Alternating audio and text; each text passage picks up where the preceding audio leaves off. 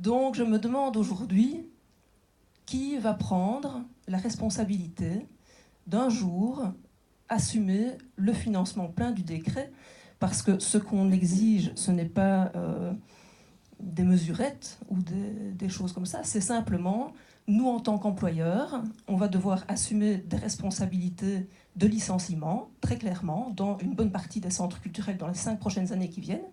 Et donc, quelle partie va prendre la responsabilité de tenir et de dire on refinance plein d'autres secteurs. Quand est-ce que ça va arriver pour la culture, que ce soit les centres culturels, les CEC, les maisons de jeunes, tous ceux qui œuvrent à un moment donné dans les quartiers avec les gens, bêtement, des questions de société. Qui va être là ?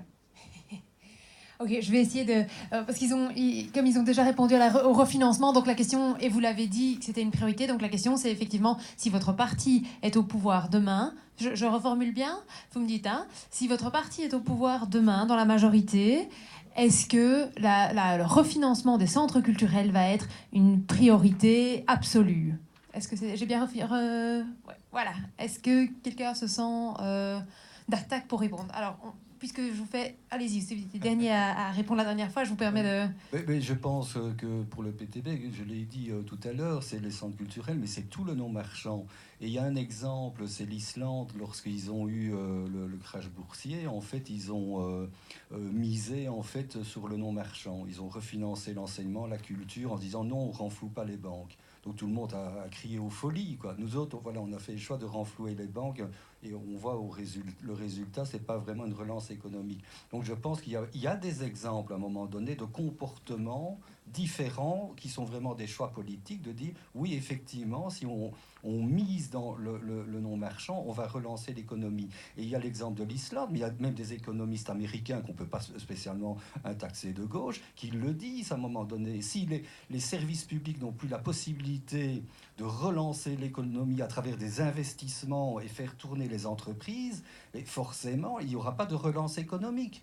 Donc, je pense qu'il y a des exemples qui, effectivement, font que demain, mais s'il y a discussion autour de la table, moi j'espère qu'à un moment donné, il va y avoir cette prise de conscience qu'on a quand même été en Belgique gouverné avec des mesures extrêmement drastiques. Quoi qu'en dise le résultat, je pense qu'il faut descendre dans la rue, les gens le disent. Donc le PTB a la majorité demain, le PTB monte au pouvoir, il ça, refinance on n'aura pas le la majorité demain. Il passe à la majorité, il passe dans la majorité. Vous passez au pouvoir, vous refinancez le secteur non marchand et en priorité les secteurs culturels. Voilà. Ok, merci. Quelqu'un d'autre ? Oui ? Donc, où je n'ai rien compris, où je vais confirmer de manière un peu plus précise ce que j'ai dit tout à l'heure. Donc, il y a un accord en Fédération Wallonie-Bruxelles pour assurer le financement sur 5 ans. Donc, les centres qui ont moins de 83 300 euros vont être montés à 100 000 euros en 3 ans avec une programmation qui est définie à l'euro près. Et ceux qui sont au-dessus de 80 300 euros vont avoir une augmentation de 20% en 5 ans, dont le détail par an est défini aussi à l'euro près. Avec ça, vous avez tout juste ou à peine un rattrapage de ce qu'on vous a pris depuis... Je ne sais même pas faire évoluer les salaires sur 5 ans. Je sais, mais moi je vous dis ce qui est prévu, et notre engagement, c'est de le faire. En 2013, le Parlement a voté à l'unanimité un décret, il n'y avait pas d'arrêté budgétaire à côté. Donc ça, c'était facile. Ah oui, bon, maintenant on assume. Voilà, la réforme APE, c'est un combat qu'il faudra finaliser. Ce que le secteur demande et que nous soutenons, c'est qu'il y ait une neutralité budgétaire. Et ce sera un défi considérable pour la partie ONSS. Puisque pour la partie ONSS, il y a une réduction encore aujourd'hui, puisqu'on est toujours dans le système de 2002 qui suit de manière tout à fait proportionnelle l'évolution du salaire. Voilà. Donc le CDH au pouvoir, en il met en œuvre ça, ce d'une qu'il a manière mis... transversale, Alda Gréoli a obtenu les accords du non-marchand. Les accords du non-marchand, c'est une vieille histoire. Moi, j'ai connu ça depuis très très longtemps, mais il faut quand même les renouveler tous les 3 ans. Ils ont été renouvelés aussi bien en région qu'en fédération. Si vous demandez plus que cela, moi, je ne vous le promets pas. Et celui qui vous le promet autour de la table, il fait une promesse dans le cadre d'une élection, et puis après, on avisera, parce que chacun connaît les contraintes. Et il y a un parti, je dis ça sans aucun jeu politique, le MR en l'occurrence, qui le répète à l'envi, mais ils n'ont pas tout à fait tort.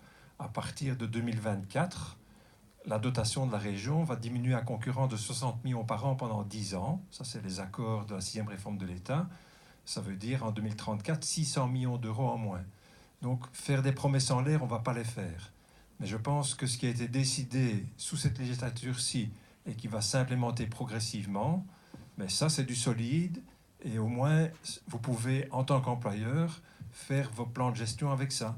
Et oui, du fait des augmentations d'ancienneté, vous allez peut-être devoir vous dire, bon, ben, j'ai déjà dû réduire mon volume d'emploi ces dernières années, je vais peut-être devoir encore le faire un tout petit peu. Oui, mais au moins, vous avez les données pour les 5 ans à venir. Et du coup, le maillage culturel. Et donc, on est juste sur des planètes, enfin, on vogue sur des planètes, parce que le rêve serait évidemment de pouvoir assumer ces maillages culturels, de pouvoir assumer ce qu'on fait ici, c'est-à-dire se concerter sur ce qu'on fait, etc. Mais le temps de travail, c'est de l'argent. Donc, on n'a pas encore de fabrique de billets en dessous de la Seine ici. Hein. C'est en cours d'études. Hein. C'est pas une question, enfin, honnêtement, c'est pas une question de qui va assumer de dire on va défendre ça, etc. Mais quand est-ce qu'on va se rendre compte, à un moment donné, que ça, on l'entend tous, on est gestionnaire ici, on le sait bien. Mais ça fait 20 ans que ça dure, quoi. 20 ans que ça dure, ce genre de réponse. Ben oui, c'est super, je vais changer de boulot. Voilà. Mais il y a juste que vous aviez posé l'ensemble. Est-ce que je me permets de demander aux autres s'ils ont encore envie d'ajouter quelque chose? Je vois que M. Lomba a quand même envie de répondre à votre question. non, parce que j'ai pas envie d'être pessimiste. Et j'ai envie d'être créatif. Et je pense qu'à un moment donné, on l'a dit tout à l'heure, il faut voir sur le long terme. Mais ce qu'on n'a pas aujourd'hui, il faut aller se battre pour l'avoir. Je suis assez d'accord avec ce qui est dit tout à l'heure. La culture mérite un financement structurel. C'est ce qu'on a dit. Et il faut trouver des solutions pour l'enseignement aussi.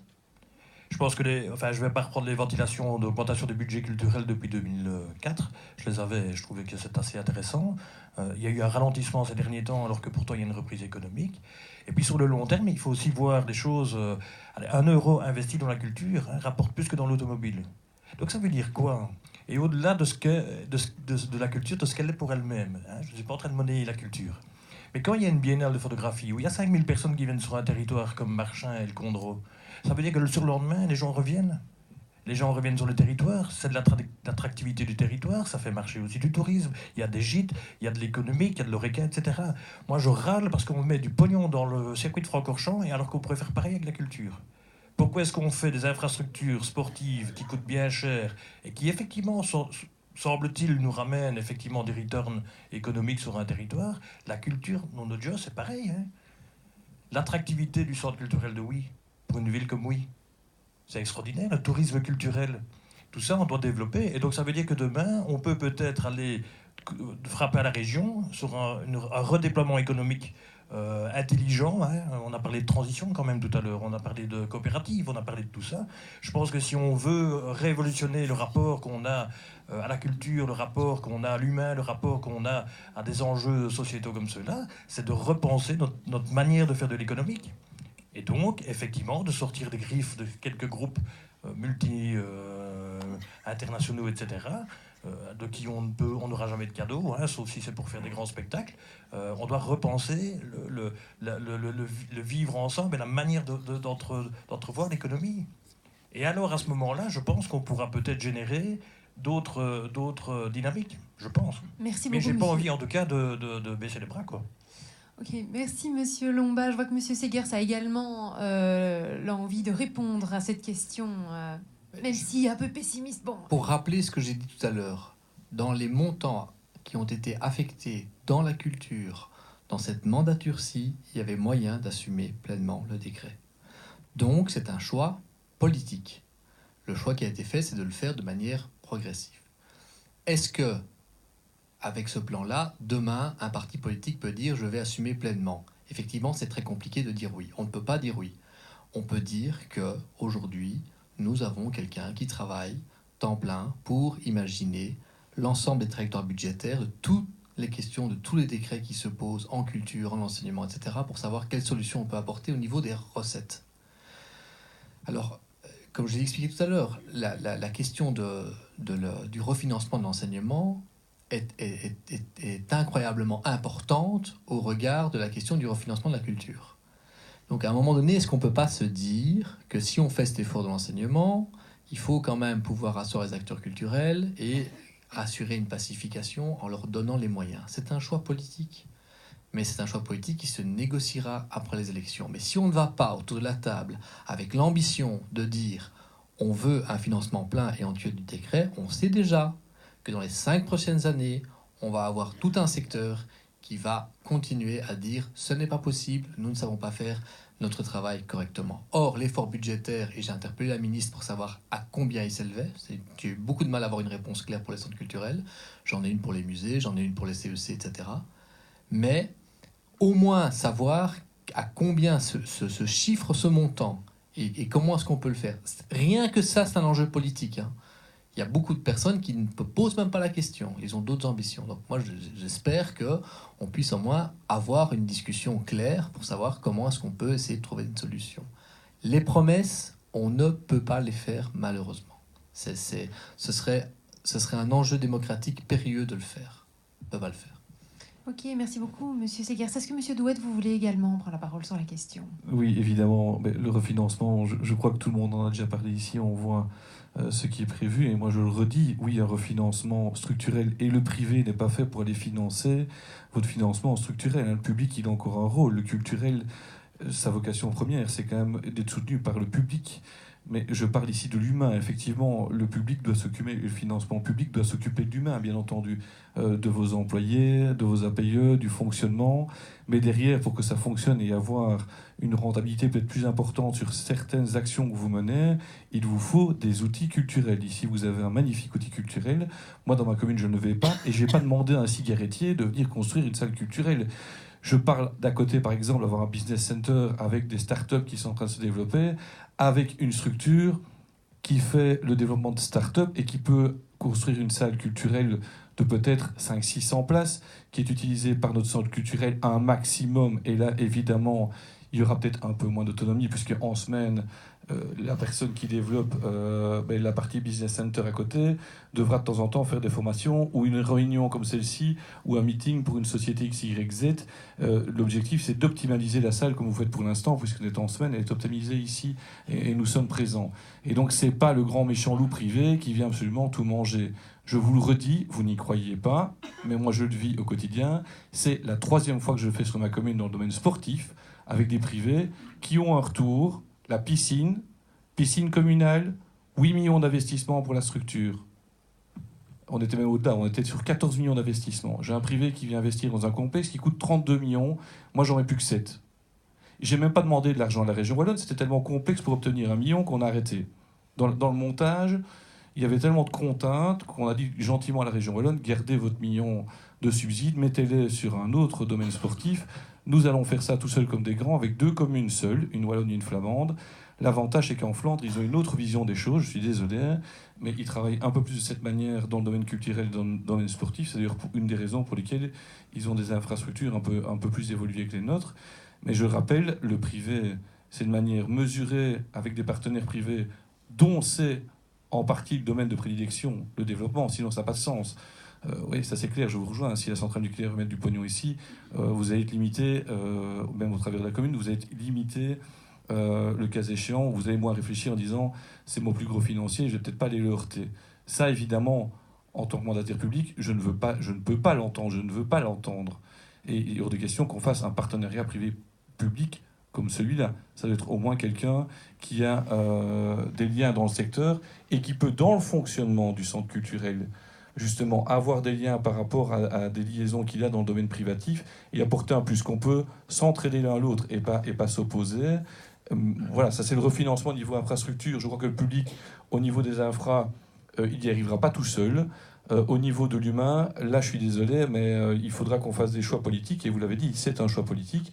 Il faudra que les prochains qui sont à la barre fassent des choix politiques et maîtrisent leurs dépenses, et peut-être moins dépenser pour des méga bazars dont on a entendu quelques exemples ici, et c'est honteux, et la province de Liège, et je le dis clairement, et là c'est un combat, et mon parti en est à la gestion aussi, mais je n'ai pas ma langue dans ma poche, donc je suis connu pour ça. Il y a effectivement parfois de l'argent qui est jeté par les fenêtres, et ça ne doit plus arriver en tant que mandataire public. C'est quelque chose contre lequel, tout parti confondu, on doit se battre pour qu'il soit investi au bon endroit.